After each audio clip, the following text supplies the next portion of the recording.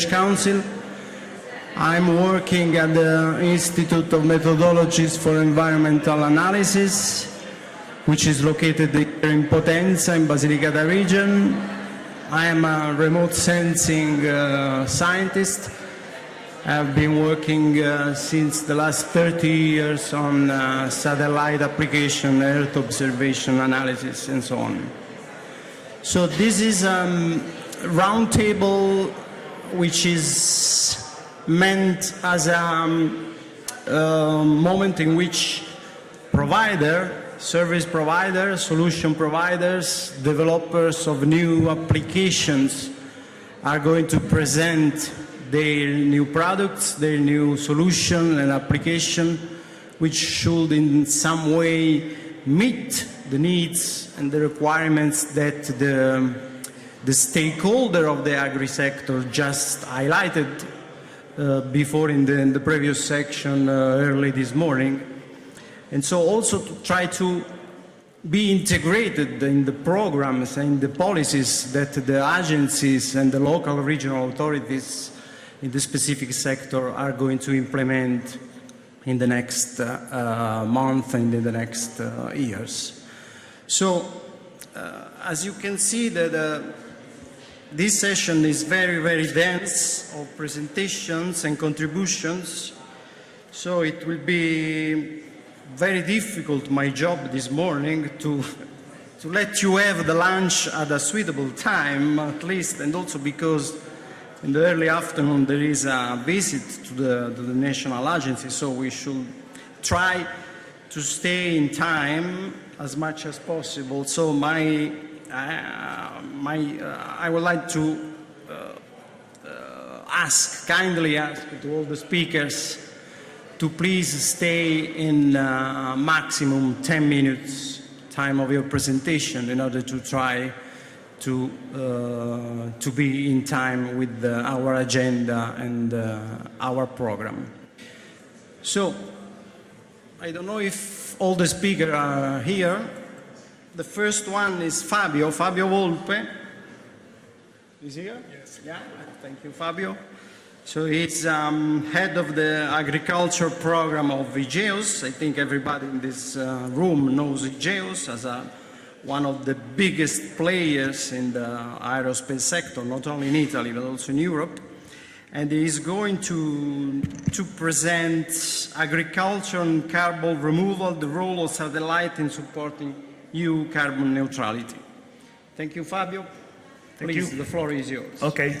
Good morning, everybody. My presentation will be about the carbon removal in agriculture. I just want to skip who we are. We have already been introduced by the chairman. Anyway, we are IGEOS. We are based here in Matera, in Rome. Our mission is to turn images from satellite into information, actionable information that can be used in different application domain, and agriculture is one of the most relevant application field for us. I would like to start with this image. That is a representative of the situation that we have experienced this year in Italy. We have a very dry winter season with no rain. And at the same time, during spring, we have experienced a lot of rain, a lot of severe storm and flood. So this event had an impact, of course, on agriculture. Not only in Italy, we know that there are problems also in France and in Germany. The reason for this, we know, is due to climate change. The effect of climate change that is driven by the presence of greenhouse gases into the atmosphere. Agriculture is one of the responsible for these greenhouse gases. At the end, we have for agriculture and forestry land use 18% of the contribution to greenhouses given by agriculture. The European Commission, of course, is managing this problem of climate change. This great amount of greenhouse gas in the atmosphere, and is targeting to be carbon neutral from 2050. What does it mean? It means that for that year we have to strongly reduce the emission of gases. And this is a very complicated issue that involves all of us, maybe, for example, for our car that have to be turned into electric. But what is relevant is that at the end of 2050, it's expected that all the emission will not be removed. It's impossible. So it means that some absorption technique might be developed for absorb and capture the carbon. And so at the end of 2050, there will be a balance between emission and removal action that at the end will compensate, and Europe will become a carbon-free continent. For this, there is also a proposal for regulation. There is a proposal based for that is targeting the certification of carbon removal activities. It means that there will be some certification body that will certify that a specific subject, in this case a farmer, has operated in order to have some credits and certificates that can be, of course, changed into money. In this framework, satellite can strongly support this proposal for certification, and can strongly support both the farmer and the certification authorities in the definition of how much is the carbon that has been removed. The schema in which this certification should operate is very similar to what Dr. Infantino told in this takeaway message that I've written here, because it's important. Because to work properly this schema, we have to rely on contamination, collaboration, and knowledge. Why this? Because the engine, everything, is the farmer on the left. I don't know if there is a pointer. Yes. Doesn't work. Okay. It's the farmer on the left that has to make action on the ground. And the satellite on the bottom is the one that is in charge of verifying, monitor what the farm is really doing. Of course, it will be not only the satellite, but there will be also ground survey. But satellite will provide a measure that will be the same all over Europe. There will be the academy and the research that, together with the EO service provider, will tune and develop models and methods for estimate or measure better the carbon removal activities. And at the end, there will be the certified bodies that will get this model and use this model for release the certificates. And so with these certificates, at the end, there will be an economic revenue for the farmer that started this cycle. This is for the Earth observation for satellite. It's really an opportunity because for the EO industry, it's an opportunity for make business at the end, because there will be a lot of potential end user of this service. I told you the certification body, but also the farmer. But there are also a lot of challenges to be addressed. Let's start from what the farmer is doing. The farmer, for having access to the certification, must perform a list of actions. Here, listed some of them that can be sustain and support the carbon removal. Some of them in green here can be monitored with the Earth observation, so Earth observation can provide some solution for this. But at the end, we have to interact as your community with the university, the academy, and the research world in general, because actually these algorithms for the estimation of carbon removal are quite mature for what concerns forestry, but for what concerns agriculture, we are at the beginning, really at the beginning. So there is a lot of work that has to be done, but this work we have to take into consideration that will make a benefit for the farmer at the end. So it's important to start, and for this we need collaboration and contamination. At the end, what we expected to get out from satellite data is something very similar to what happened for the control in agriculture that has been mentioned before by the Spanish colleague. That is, we have to identify from satellite some measures that are sure, can be certified, can be verified of what is happening on the ground. So for the common agricultural policy, for example, these are markers, so-called markers, that are computed by analyzing time series of Sentinel-2 and Sentinel-1 data for detecting the presence of specific event done by the farmer. So plugging the terrain, having the crop growing or harvesting. According to this, there are some payment schemes that support the farmer if the farmer performs this action. At the same time, we expect that from the collaboration between EU industry, academy, and research will come out markers of this that will provide evidence of what has been done by the farmer. Another important challenge is the interaction with the certifying body, because certifying body must provide a certification, so they must relay information that can be trustable, can be totally solid and valid everywhere in the world. And this means that they have this certification body must accept what is provided by Earth observation. So even here there will be a big challenge to make these people accept in their workflow the usage of Earth observation data. And at the end, there will be a benefit for the farmer. That is the starter of everything, as we said.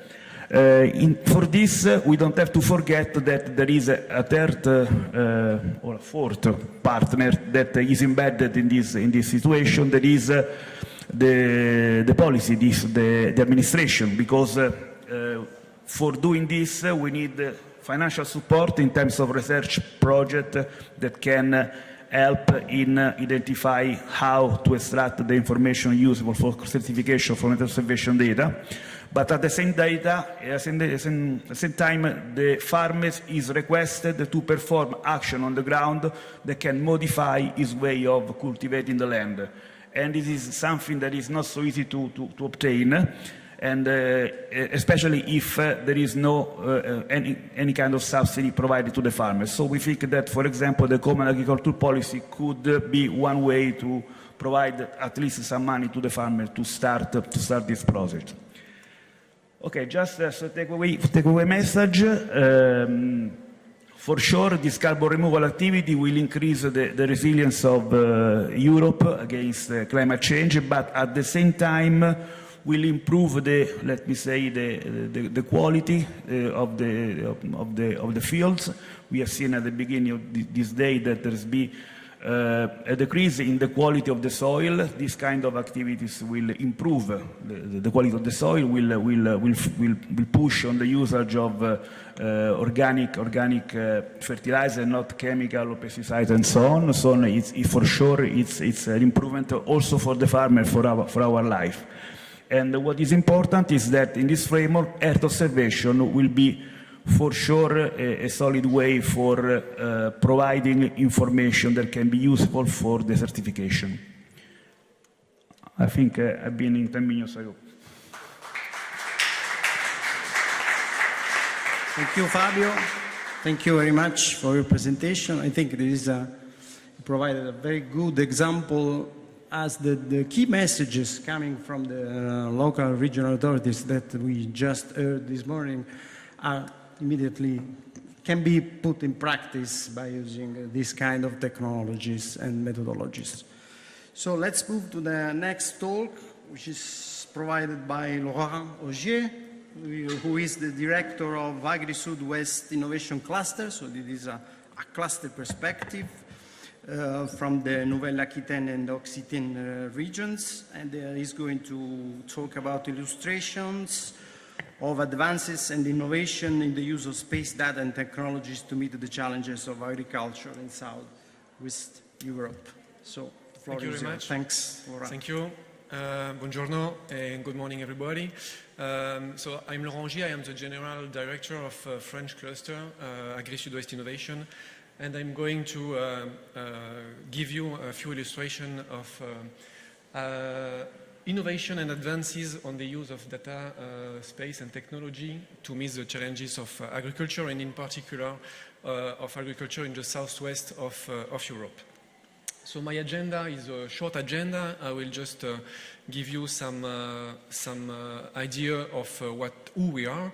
Then I'll share with you some of the challenges facing agriculture, and then I'll give you a few illustrations of the main current action involving some players in the value chain and in the innovation chain.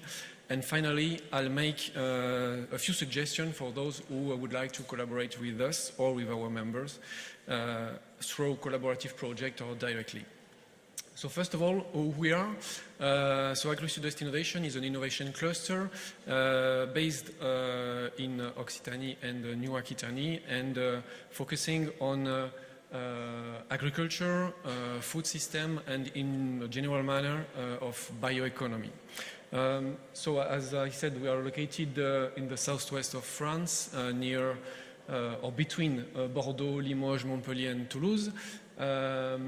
We gather more than 400 members, mainly companies and in particular SMEs, university, education and research centers and local authority, such as the region of Occitanie, which we are supporting today, and I thank you very much for this, and other organizations in the sector. In terms of agriculture, this region is highly diversified with a wide range of crops and livestock, but it also concentrates certain crops such as maize, wine. Occitanie represents 1/3 of the French area, sunflower, soya and other plant proteins. And also we have fruit and vegetables. Occitanie is also represents half of the French area for peaches, for instance, and also livestock, like the production of milk for cheese with sheep. And Occitanie is also the leader region in France for organic agriculture. To conclude about the cluster, we are following three main axes: innovation strategy, agroecological transition in a context of climate change, digital technology and robotics for agriculture and the food industry, and also safe, healthy and sustainable food. And these areas are covered also by the smart specialization strategy of the region, of Occitanie region. This regional strategy has 7 priorities, and one of which is dedicated to healthy, sustainable and local food. And the thematics and projects we have supported and regarding last year are on the right of the screen. So biomass monitoring and valorization, how can we use more efficiently the agricultural production, and how we can valorize also the co-products. Biosolution for agriculture, that is to say, which are the natural alternative to pesticides and also to antibiotics for animals.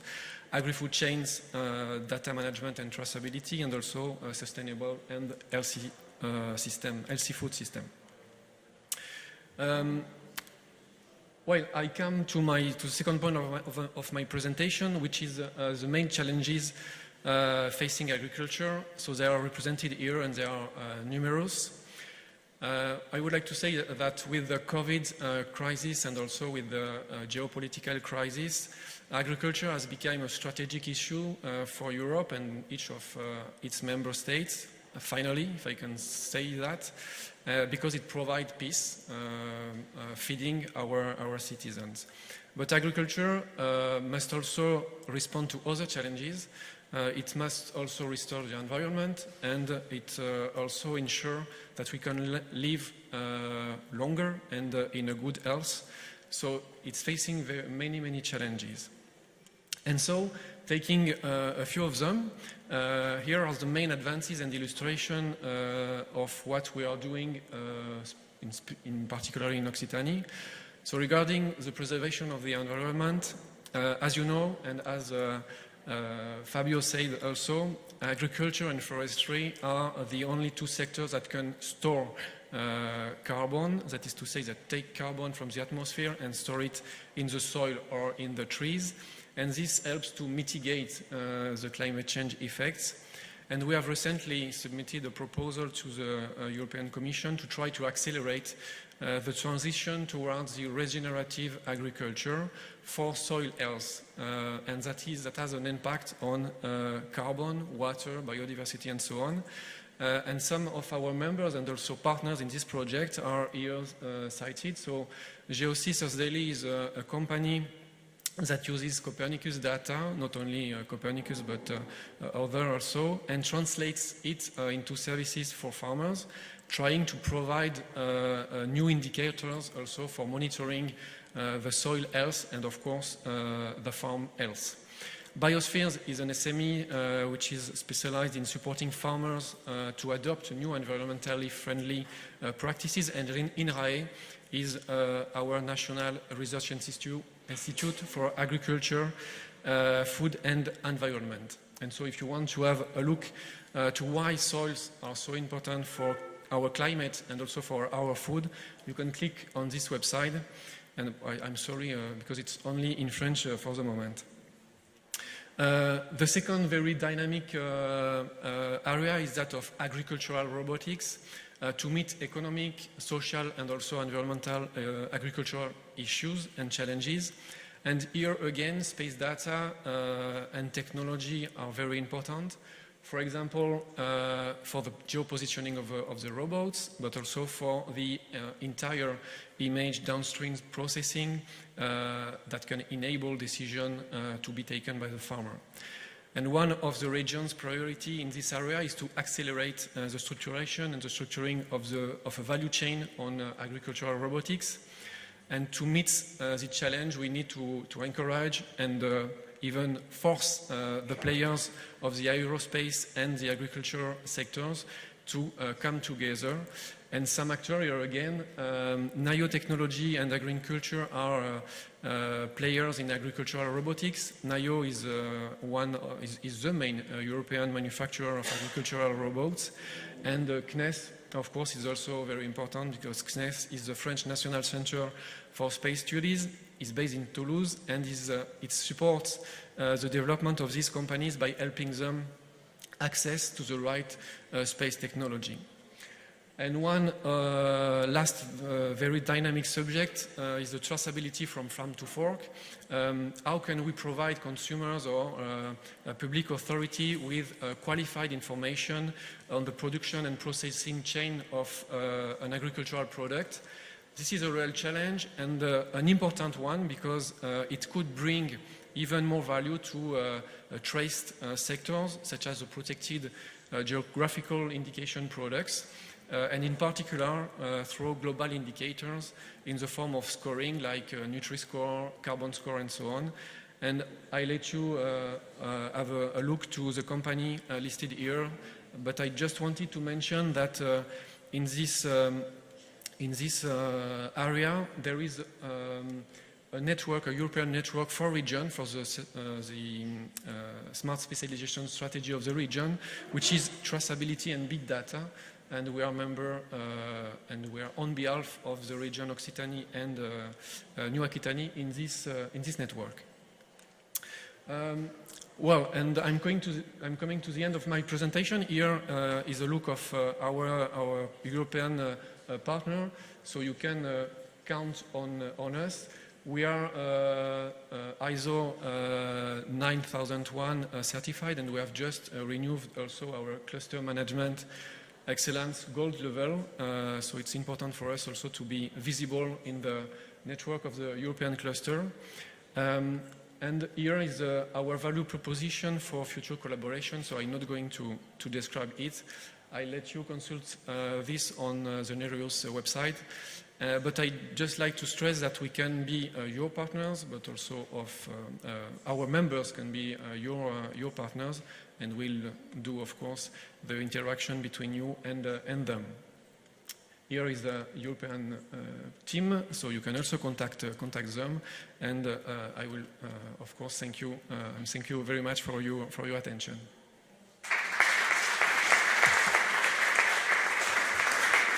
Thank you very much, Laurent. I think you provide a very interesting contribution. You as a cluster are going to cover a wide range of innovation in this field as a thematic cluster. Now, we can move to, I think, a different perspective because it's a startup, yeah? And, there is a presentation provided by Tobias Lenzmann, which is from a startup in Germany, which is called the Constellar. And the title of his talk is Constellar, a satellite mission for agriculture in a time of climate change. Many thanks. Tobias, the floor is yours. Thank you. So we have no time, right? So not only you're craving for coffee, but we actually do not have much time because climate change is there, climate change is water change, and water will be so terribly expensive in the coming years. So it's projected to be 7 times more expensive by 2030. And water is crucial to agriculture. 70% of all fresh water in the world is used for agriculture, and 60% of that is actually wasted. So we're looking at a tremendous water challenge when we talk about climate change and agriculture. And this is why actually we started researching on this. We designed a satellite constellation for agriculture. So we talked to agriculture requirements and designed our satellite constellation, which is our mission to measure temperature, water and carbon from space. So you can see the 3 images on the bottom line. This is land surface temperature at a resolution of 30 by 30 meters, which is 1,000 times higher than Sentinel-3. 30 meter is what a farmer can work upon, right? If you make it smaller, the images will be more expensive. The farmer cannot afford that, the resolution. If you have bigger, it will be too big. So 30 meters was the Goldilocks moment for us. We derive from the measurement the evapotranspiration rate, which is the middle image, so measure the water, and we also measure soil organic carbon from that.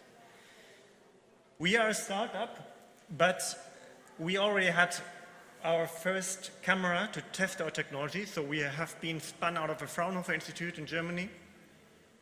And our first camera was on the International Space Station, and we tested our technology. It worked, which is great. So we got a lot of investors on board, half of them coming from deep tech, half of them coming from agriculture. So we are really a mixture here. And we managed to finance our first 3 satellites. They are being built at the moment, and they will launch next year. We are supported by ESA Incube program, designing our satellite. We are also part of the Copernicus program, so we are Copernicus contributing mission, so our data also goes to the Copernicus services, and we are supported by the European Innovation Council. This is the grant side, and the investment side is also looking good. So, does it work and how does it work?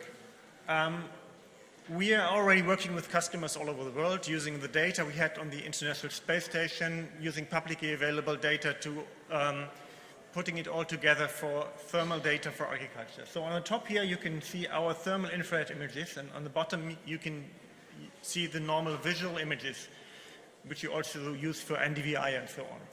So on the top you can see beginning of May this year it was really cool in the field, and then end of May it was really hot, like surface temperature 45 degrees. While on the bottom you can see everything looks nice and green, which is okay, but essentially the crops are stressed where the field is too high, because once they don't have enough water, the leaves get too hot. How does this work? So a healthy plant that has enough water can transpire and cool itself. So once it doesn't have enough water, the plant will close the stomata in the leaves, so the little holes where they transpire the water, and then the leaf gets a little hotter. So only 1 or 2 degrees, and we designed our satellites to measure that, exactly that. So we can measure the water stress even days, or for some plants, depend on the type of crops, weeks before it's actually damaged. And when it's actually damaged, it becomes slightly brown, and this is when you see the damage with traditional remote sensing like the NDVI and so on. So our whole idea is to be earlier, to have an early warning, and to make it possible for the farmers on the one side, so catering to the farmers, And on the other side, for the authorities to have an early warning. So we have a water problem in this field and we can do something about it. This is quite important for us. And of course, temperature has other use cases. One thing is, if you measure the temperature of a field, you can fingerprint it. And if you have sub-field measurement every 30 meters, you can complement the normal weather stations, which are kilometers apart. So you can use the temperature throughout the growing cycle. You can use it to determine how deep to plant in a specific part of a field, because it makes a difference if you plant it 30 centimeters or 40 centimeters. If you can plant everything such that the plants come out at the same time, it's much easier to working with that. You can optimize the nutrition uptake by determining the pollination time of the plant, and you can optimize where and when to harvest first by measuring temperature. And there's a lot of other applications which I don't have the time to go into detail to, but we have the coffee break coming up. So another example, we did this with Yara. It's almond trees, so the images below is a bit misleading. And we measured the temperature of their fields and the water consumption, and managed to help them to increase their water efficiency by 1.7 times, which is great because water is extremely expensive in California. And we increased the nutrient uptake by 1.5. So they even saved on the nutrient, which is also a great result. Well, this is for agriculture. Apart from agriculture, of course, there are other applications to thermal data. One is coastal monitoring, aquaculture, algae blooms, also the effect of the coastal landscape on the water temperature. And this is something that is probably in the Mediterranean is going to be very important in the coming years. Because we have more and more algae blooms which affect especially aquaculture, which is a huge business, but it's also very important for feeding the world. And this is a high-resolution image. So on the left, you can see the pixel size. This is 30 by 30 meters, right? And another thing we had that yesterday for tourism is, of course, urban heat, which also benefits a lot from high-resolution thermal images. And this study we did with Melbourne, and the idea is, of course, to pinpoint where the urban heat is, and also if you measure the evapotranspiration rate, you can measure the cooling effects of the urban greens or the irrigation status of the urban greens, which helps in a day-to-day managing the city. And I think I'm coming to an end here. So let's work together, and hopefully we can feed the world better. Thanks.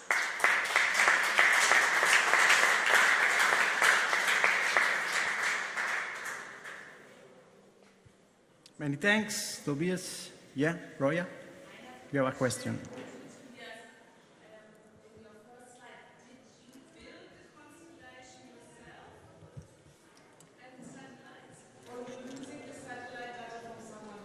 No, we build our own satellites. So we're not building everything ourselves. We design the satellites, we fly the satellites, we do the mission control, the satellites are ours, but we have partners from the space industry that build our payload and that we are buying the satellite platform.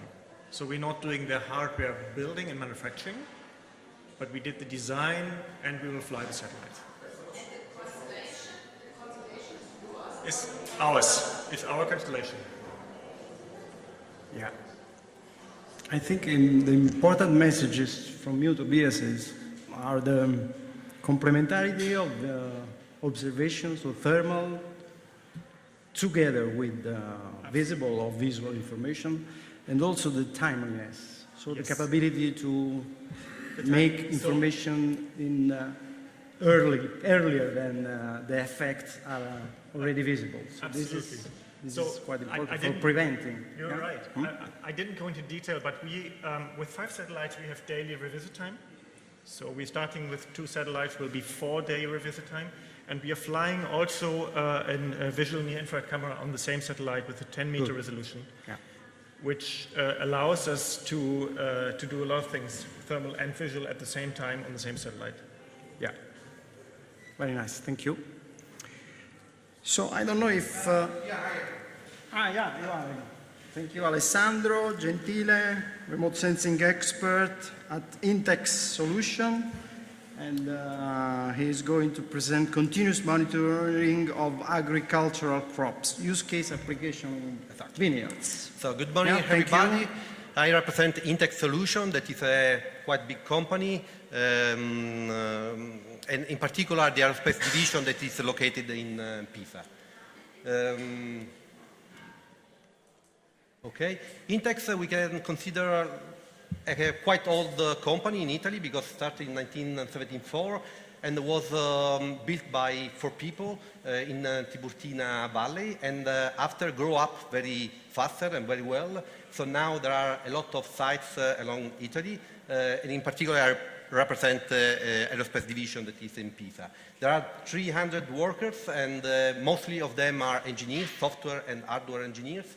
But the aerospace division, that is quite a young division, is growing up very faster. So, and Intex is involved in many fields like aerospace, defense, transport, automotive, railways, and so on. Next slide.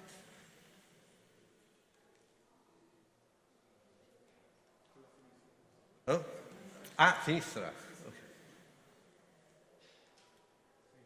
Okay, that's fine. So what I'm going to present is MONICAP. This is a project co-financed by the MUR, the Ministry of University and Research.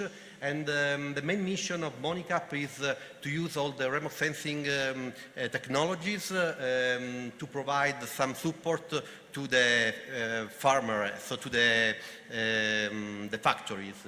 In particular, in MONICAP, we are going to integrate data acquired by sensors installed in aerial platform and integrated with satellite data like Sentinel-2. All the products that we are going to produce, we share in a web app called Vite app. That is a web and mobile app can be accessed by the users. MONICAP is a continuous monitoring of agricultural crops. Continuous monitoring, why? Because the sensors are installed in an aerial platform like a balloon, airship, and we want to monitor continuously along the time and along the day the situation, the stress situation of the plants. In particular, MONICAP is applied in vineyards, so what we are going to study is the growing of vines, and what we want to assess is the stress linked to water, nutritional and phytosanitary part. The system is based on an airship linked to the ground with a wire and managed from remote, from a control station. The study case is located in Tuscany, in the agriturismo La Bulichella, where we have conducted several campaigns. Last one was this summer.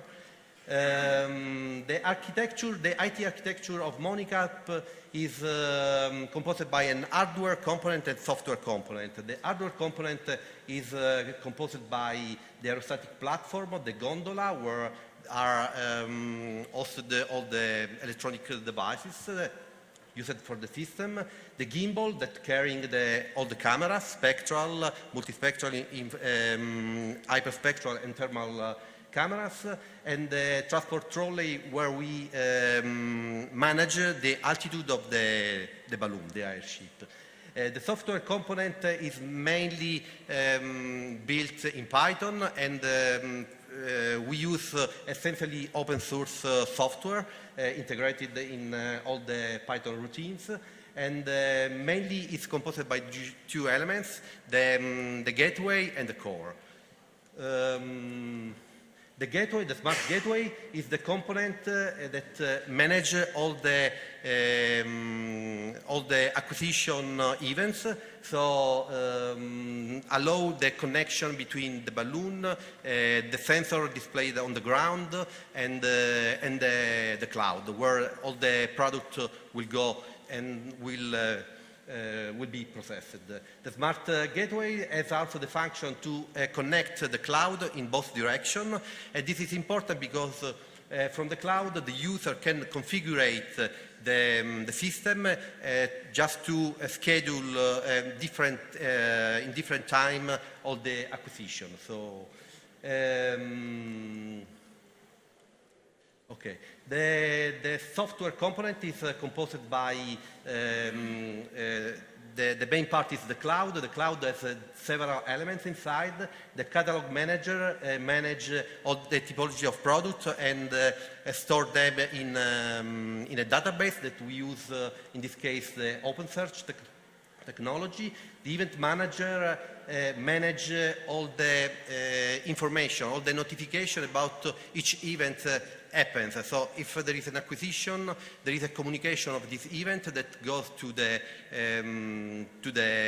cloud and communicate that the acquisition was made completely and so on.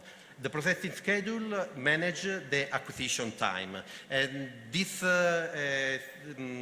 activity can be managed by remote with the configuration scheduling. The most important part is the core and the processor engine, where there are deployed all the scripts to process the data. So this routine are divided in workflows and processors. The workflows is the main component to process, to assess, for example, one analysis in the vineyard, and the processor are the small component that evaluates step by step all the elements of the system. MoniCap is a flexible system because there is the possibility to add different sensors, not only what we have used for this experimentation, and also can be integrated many other kind of analysis. The most important thing is that the system has to be configured in the proper way. This is almost the framework of the software components, and this is the hardware part. In the hardware components, we can see the balloon, the airship, that is quite big. It's an 8-meter length airship, and in the platform, in the area platform, are installed an hyperspectral camera that in this case is the Cover 2-3 with 51 bands that cover visible to near, a multispectral camera that is the Megasense with 6 bands, a gimbal that hosts all the sensor, and after there are meteorological stations displayed on the ground and different nodes that measure temperature and humidity of the crops. These are some other detail about the hardware component. So we have the balloon, the airship that, as I said, is length 8 meters and has a lifting force of 35 kilograms, so quite enough weight to get this kind of sensors. There is a case installed in the platform where there are all the IT components to manage all the information about the stability of the balloon, the gimbal, and the trolley, where there is the winch inside, and we can control the release or reload of the wire in a remote way. Now we go to the service, to the functionalities. As I said, we have concentrated to analysis to assess the 3 main stress for vineyard that are the water, the nutritional, the phytosanitary stress. So for the water stress, we use the crop water stress index. So from the thermal band, we produce this map. And this workflow is integrated in more wide workflows where there is a nominal line that, okay, can see. But you can see from the scheduling event, there is a pre-processing of the acquired data that are processed to produce the orthomosaic. The orthomosaic is processed to extract the canopy, so there is a segmentation activity, and after the production of the index. The farmer has the possibility to calibrate this product with inspectional analysis on the ground, so the farmer can go around the vineyard, take some information and go back and integrate this information in the system, and the data can be calibrated with the observation of the farmer. So this makes more flexible the analysis. There is also an alert system. The alert system analyzes all the values about the CWSI, and if the vines has some problem, if some vines has problem, the system can detect it and extract this information and provide this information to the farmer. This is translated in product, so we start from the orthomosaic and the thermal image.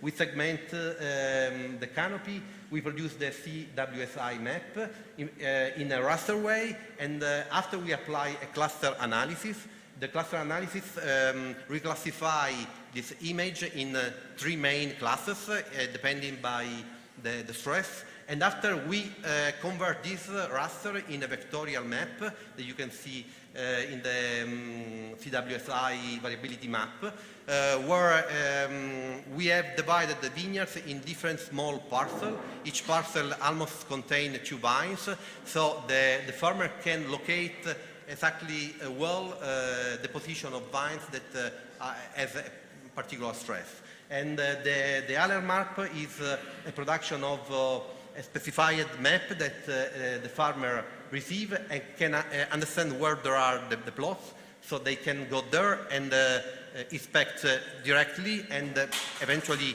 manage these vines in a proper way. 1 minute. 1 minute. Go faster. Okay.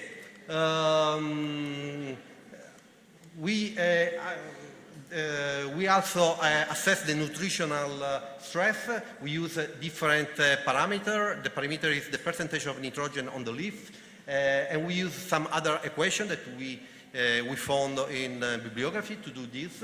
And as before, we have created a proper workflow to do this with different products. We analyzed the NDVA, the leaf area index, the green canopy cover, and the percentage of nitrogen, to assess different maps that are integrated all together in a fusion map that will be the risk map about nutritional stress.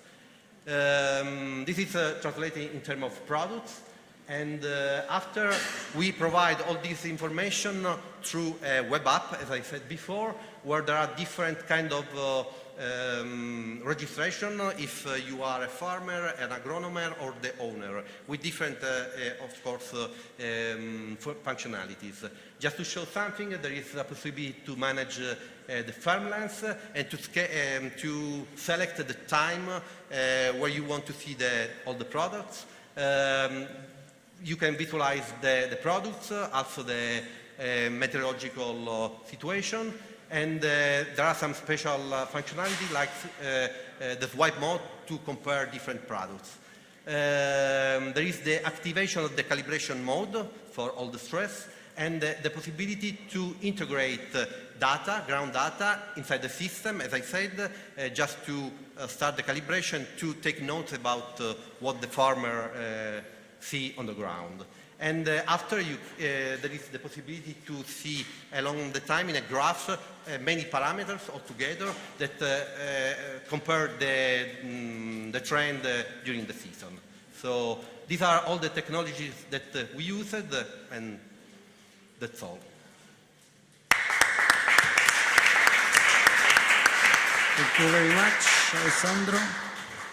This talk, I think, provides us a clear view that remote sensing is not only satellite remote sensing, of course, and also the importance of integrate different kind of technologies, ICT, and remote sensing and so on. Of course, for this kind of application, we need a really high resolution.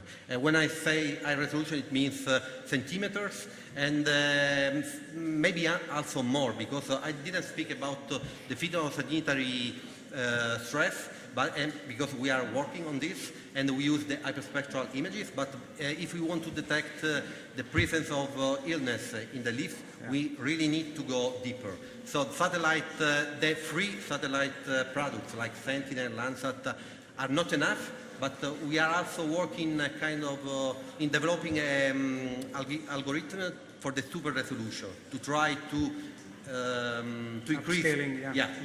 So. Okay, thank you. So, I think we are coffee break now. Yeah, it's time too. We needed, I think we can, yeah, one question, yeah, yes.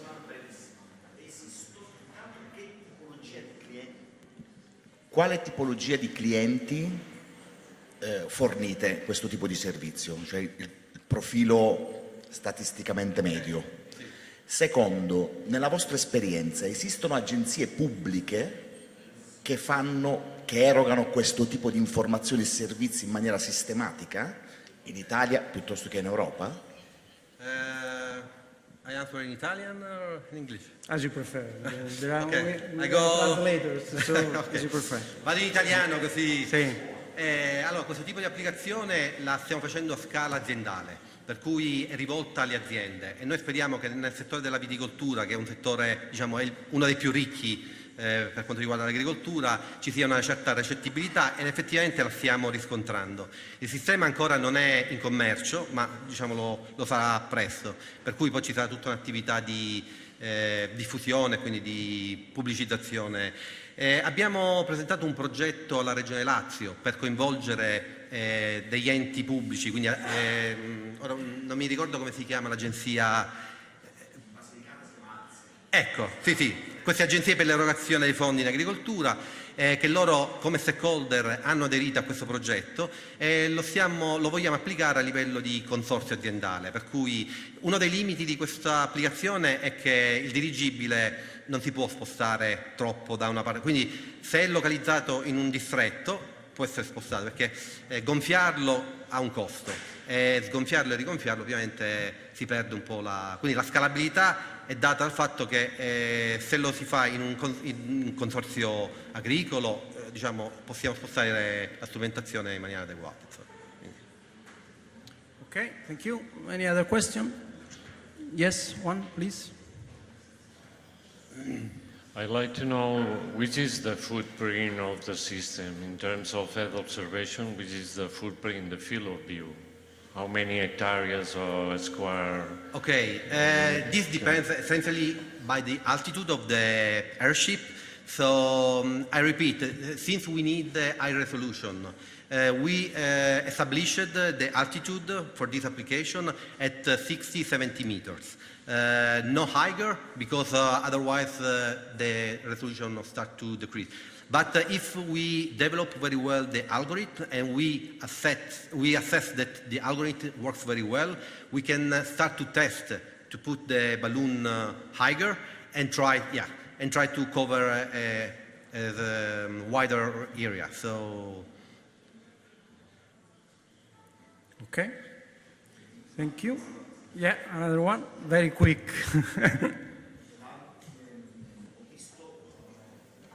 Diciamo, lanciare satelliti ad hoc per l'agricoltura è un grande investimento da un punto di vista economico.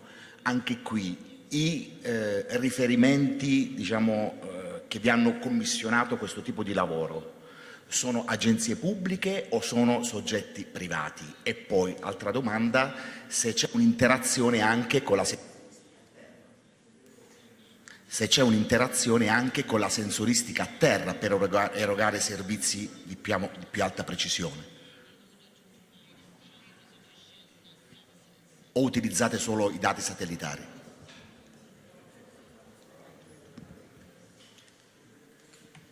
Sorry, I can't answer it in Italian. The investors are private. So our investors are private, We do have a lot of public support, though, by ESA, by the European Commission, also by German national grants.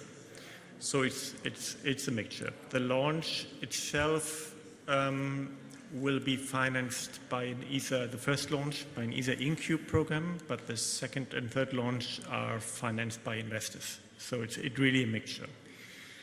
And yes, the investment is big, but then it is globally scalable.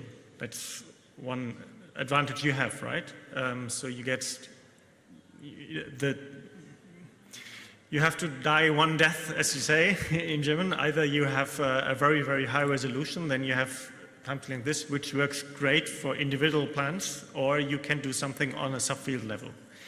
And we decided the subfield level because globally scalable. We are focusing on the thermal data and the products you can do with that. So we do products with partners that use on-the-ground data. So if you want to use our data, you're welcome. Let's work together, right? The same for everybody here. Work together. We need partners, and I think we cannot solve this problem all of us alone. We need to work together anyway. So I hope that answers your question. Okay, thank you very much. I think we can close the section now. I would like to thank all the speakers for this first part of the session.